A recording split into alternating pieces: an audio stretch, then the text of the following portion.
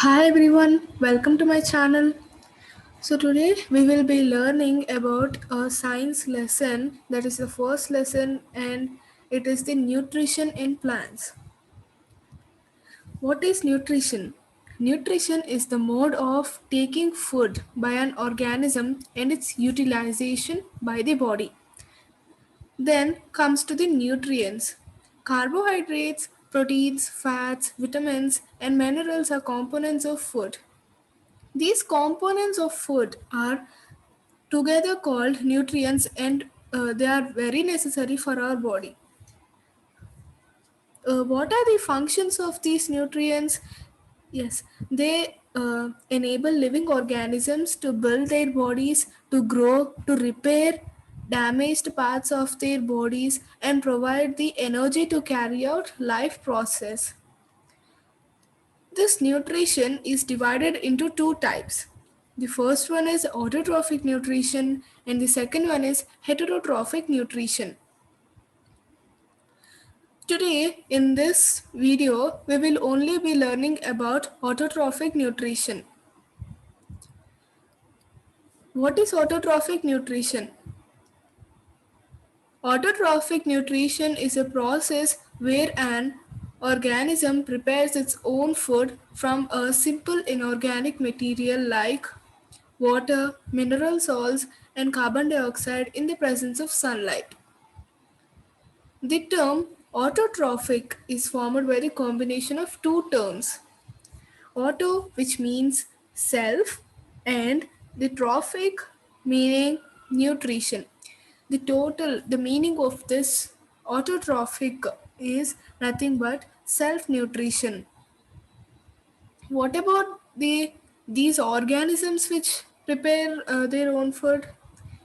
Yes, the organisms which prepares its own food from simple substances like water, minerals, carbon dioxide, and sunlight are called autotrophs. The important examples of autotrophs are plants, algae, bacteria such as cyanobacteria.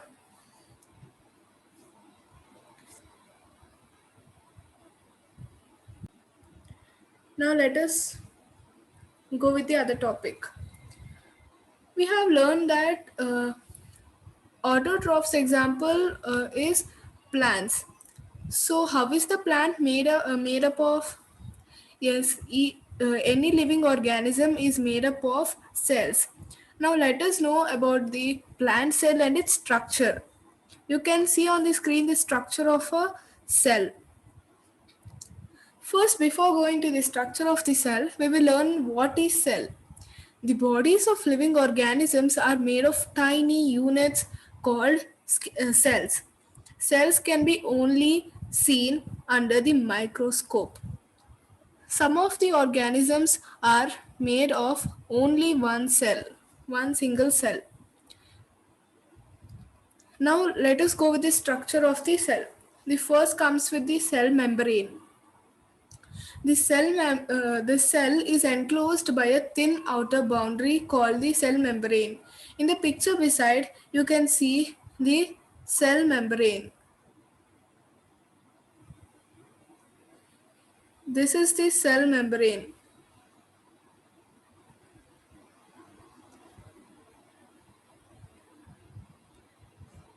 Now, let us go with the other part. The other part is nucleus. Most cells have a distinct centrally located spherical structure called the nucleus. This is the nucleus.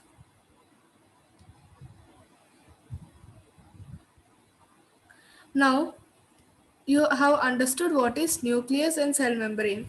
The next part is cytoplasm. The nucleus is surrounded by a jelly-like substance called cytoplasm. Cytoplasm has many cell organelles. The cell organelles has plasters, vacuoles, etc. Plasters has chloroplast, chromoplast, and leucoplast. Now, uh, This the outer boundary of the nucleus is the cytoplasm. It is a jelly-like substance. It has the cell organelles. The cell organelles. The cell organelles has plastids and vacuoles. And these plastids are again having a chloroplast, chromoplast, and leucoplast. Now let us know about each of them. The chloroplast. It gives green color to the leaf. It has chlorophyll. You can see the structure of the chloroplast in the picture. Uh, the leaf is green due to the chloroplast, which contains chlorophyll. Next comes with the chromoplast. Chromoplast is colorful, which gives color to the fruits and flowers. And this is the picture of chromoplast. The fruits and flowers are in color due to the chromoplast. And the last comes with the leucoplast. The leucoplast is not colorful. It is not colored. It stores starch as food. As the plant prepares starch, it is stored in the leucoplast. Beside is the picture. Now, let us go with the types of autotrophic nutrition. The autotrophic nutrition has photoautotrophic nutrition and chemoautotrophic nutrition. Let us first know about the photoautotrophic nutrition. Photoautotrophic mode of nutrition is the process of formation of food by the process of photosynthesis. In this process, the organism used sunlight as a source of energy along with carbon dioxide and water. Photoautotrophs are organisms that can make their own energy using light and carbon dioxide via the process of photosynthesis. Now, let us know a few examples of photoautotrophs. Higher plants like maize plant, trees, grass, etc., algae, that is green algae or etc., bacteria such as cyanobacteria and euglena. Now, let us know about the chemoautotrophic nutrition. Chemoautotrophic nutrition mode of nutrition is process of formation of food by the oxidation of chemicals. Chemoautotrophs are organisms that obtain their energy from a chemical reaction. The some of the examples of chemoautotrophs are nitrosomonas, uh, iron bacteria, methanins. These are the few examples. Now let us go with the next topic. Let us go with the photosynthesis. As you all know about the photosynthesis, we will be learning in deeper. The photosynthesis mainly occurs in plants. The autotrophs, like plants, prepare their own food by the process of photosynthesis. Photosynthesis is the process by which green plants and some other organisms use sunlight to synthesize nutrients from carbon dioxide and water. Photosynthesis takes place in leaves. So, leaves are called food factories of the plant. Now, let us go with the other topic. Uh, in this slide, we have seen that algae is one of the example of autotroph which performs photosynthesis. What is this algae? Yes, you might have seen some ponds in some ponds. Such green type of organisms will appear, as shown in the picture. These are generally formed by the growth of organisms called algae. They contain chlorophyll, which gives them the green color. Algae can also prepare their own food by photosynthesis. Uh, we learned that leaf is the food factory of the plant. So we have to learn about the layers of leaf also. In the picture, as you can see, this is the leaf diagram, layers of leaf. In this layers of leaf has an upper waxy layer and also a lower waxy layer as shown in the figure. In the middle, there is mesophyll which contains chloroplast and uh, chloroplast contains chlorophyll.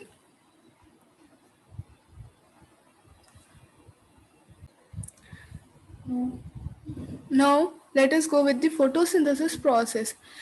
Uh, to prepare food and perform photosynthesis, the raw materials needed for photosynthesis are sunlight, carbon dioxide, and water. Now, let us learn about each of them. First, sunlight. Sunlight. The leaves have a green pigment called chlorophyll. It helps leaves to capture the energy of the sunlight. This energy is used to synthesize or prepare food from carbon dioxide and water. Since the synthesis of food occurs in the presence of sunlight, it is called photosynthesis. Photo meaning light and synthesis meaning to combine. The solar energy is captured by the leaves and stored in the plant in the form of food. Thus, sun is the ultimate source of energy for all living organisms.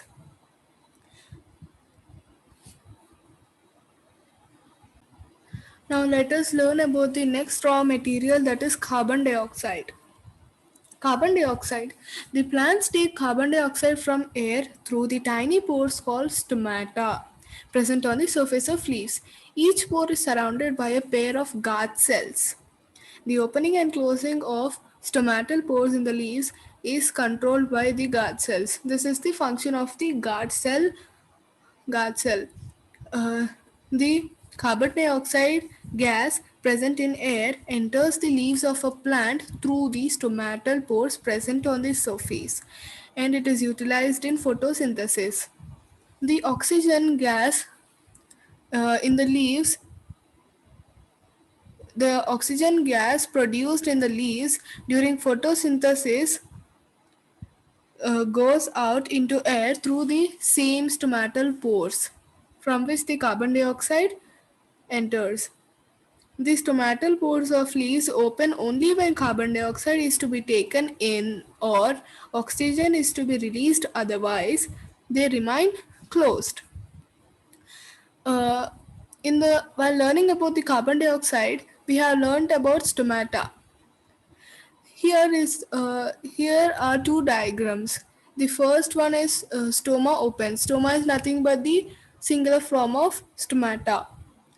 The stoma is open. The stoma opens when the carbon dioxide is to go in, or carbon dioxide to be uh, or oxygen to be released.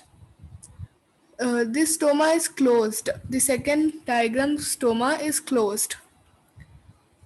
In this situation, the carbon dioxide does not enter in, or oxygen cannot be released. The next one is water. Water present in the soil is absorbed by the roots of a plant and then transported to the leaves through the vessels which run like interconnected pipes throughout the roots, stem, branches, and leaves. They are called the vessels. The tiny pipe-like vessels which transport water from the roots of a plant to its leaves are called xylem. The plants also need minerals to make foods other than carbohydrates. The minerals dissolve in water present uh, in the soil and get transported with it. Water and minerals present in the soil are absorbed by the roots of a plant and transported to its leaves through interconnected pipe-like xylem vessels present throughout the roots, stem, branches, and leaves of the plant. Result of photosynthesis. We have learned about the raw materials needed and the food factory of the plant, that is leaf. prepares the food. The leaf prepares the food. Now, with these all, what happens? What is the result of photosynthesis? Yes, during photosynthesis, chlorophyll containing cells of leaves, in the presence of sunlight, use carbon dioxide and water to synthesize carbohydrates. It also produces oxygen. The process can be represented in an equation as given below. Carbon dioxide plus water in the presence of sunlight and chlorophyll gives rise to glucose and oxygen. Now let us see with some questions. What happens in the absence of photosynthesis? What happens if the photosynthesis do not occur in plants? In the absence of photosynthesis, there would not be any food. The survival of almost all living organisms directly or indirectly depends upon the food made by the plants. Besides, oxygen, which is very essential for the survival of all living organisms, is produced during photosynthesis. In the absence of photosynthesis, life would be impossible on the earth. The next question comes, does photosynthesis take place in other green parts also? You can see an example about cactus. Besides leaves, photosynthesis also takes place in other green parts of the plant, in green stems and green branches.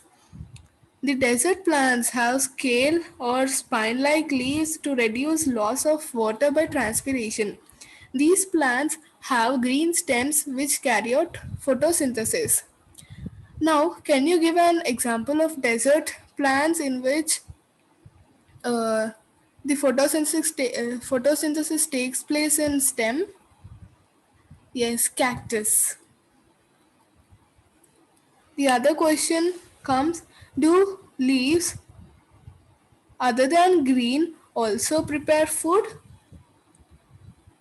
The leaves other than green also have chlorophyll. The large amount of red, brown and other pigments mask the green color. Photosynthesis take place in these leaves also.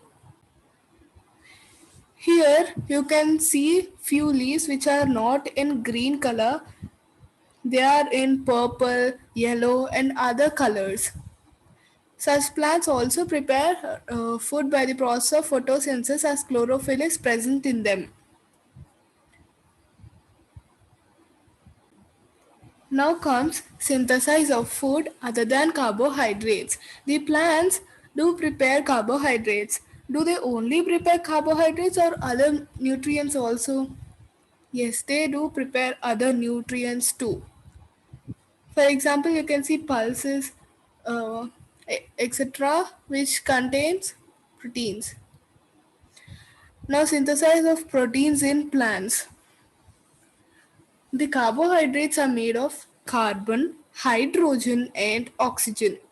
These are used to synthesize other components of food such as proteins and fats. But proteins are nitrogenous substances which contain nitrogen. So here we can learn that proteins, pro- the components needed for proteins include carbon, hydrogen, and oxygen. So the carbohydrates are used to prepare proteins. These proteins are nitrogenous substances uh, which contain nitrogen. Nitrogen is present in abundance in gaseous form in the air. However, plants cannot absorb nitrogen in this form. Soil has certain bacteria called nitrogenous bacteria that convert gaseous nitrogen into a usable form and release it into the soil. These are absorbed by the plants along with water. The nitrogen is also available to plants by the bacterium called rhizobium, which can take atmospheric nitrogen and convert it into a usable form. Rhizobium cannot make its own food. So it often lives in the roots of gram peas, moong, beans, and other legumes and provides them with nitrogen. In return, these plants provide food and shelter to the bacteria. What about the plants which do not absorb, which do not take the nitrogen or which do not have the bacteria? Farmers add fertilizers which are rich in nitrogen to the soil. In this way, the plants fulfill their requirements of nitrogen along with the other constituents. Plants can then synthesize proteins and vitamins. Here you have learned how do the plants synthesize proteins. If you like this video, please do like, share, comment, and don't forget to subscribe my channel and click on the bell icon for my future notifications. Thank you.